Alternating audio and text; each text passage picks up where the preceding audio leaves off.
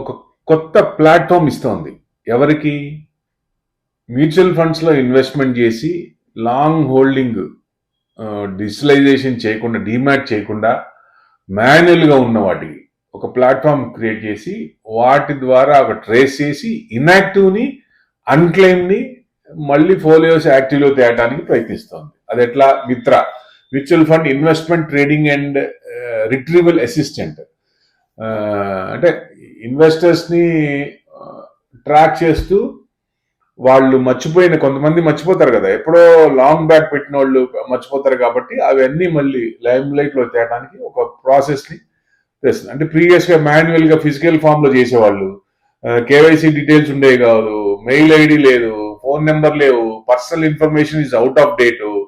ఇట్లాంటివన్నీ in some cases open ended schemes ఉన్నాయనుకోండి, open ended schemes లో ఇన్వెస్టర్స్ ఇన్వెస్ట్మెంట్ చేస్తాడు, మళ్ళీ రిడీమ్ అయ్యేదాకా లేదా చేంజెస్ వచ్చి అప్డేట్స్ వచ్చేదాకా దాని గురించి తెలియదు.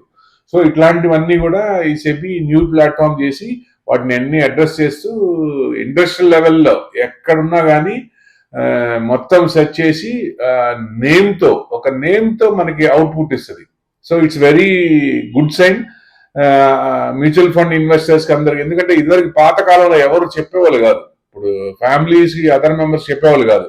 ఇప్పుడు అట్లా లేకపోయినా పర్వాలేదు, ఇట్లాంటి ప్లాట్ఫామ్ వస్తే మంచిది అని ఈ మిత్రాతో కొలాబరేషన్ ఇద్దరు ఆర్టీఎస్, క్యామ్స్ అండ్ కెఫిన్టెక్, వీళ్ళతో చేసుకొని ఇదంతా కోఆర్డినేట్ చేసి సో క్లయింట్ కి మంచి బెనిఫిట్, అంటే ఇన్ఫర్మేషన్ యాక్టివ్ చేయడానికి అసలు ఉన్నాయో లేవో తెలియకుండా ఉన్న వాటికి కూడా అప్డేషన్ చేస్తూ కేవైసీ డీటెయిల్స్ అప్డేట్ చేస్తే ఇలాంటివన్నీ చేయొచ్చు అనేది ఇది చేస్తుంది. అది మినిమైజ్ ఫ్రాడ్ రిస్క్ ఆల్సో.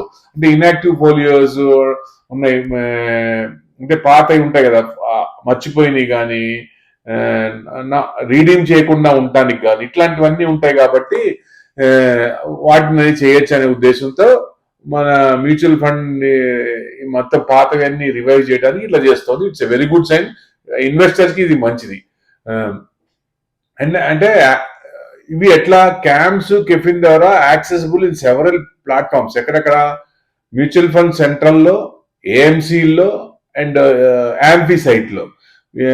అంటే నెక్స్ట్ ఫ్యూ మంత్స్ లో ఇది లాంచ్ చేస్తున్నారు. ట్రయల్ బేస్ 2 month ట్రయల్ నడుస్తుంది. తర్వాత సెబీ ఏంటంటే ఫీడ్బ్యాక్ అడుగుతుంది. January 7th, 2025 లోపల మీ ఫీడ్బ్యాక్ ఇవ్వండి అనేది క్లయింట్స్ అడుగుతుంది. ఆన్లైన్ లో సైట్ లో రీసెర్చ్ చేయొచ్చు. ఇది మంచిదే, ఇన్వెస్టర్స్ కి హ్యాపీ, సేఫ్టీ.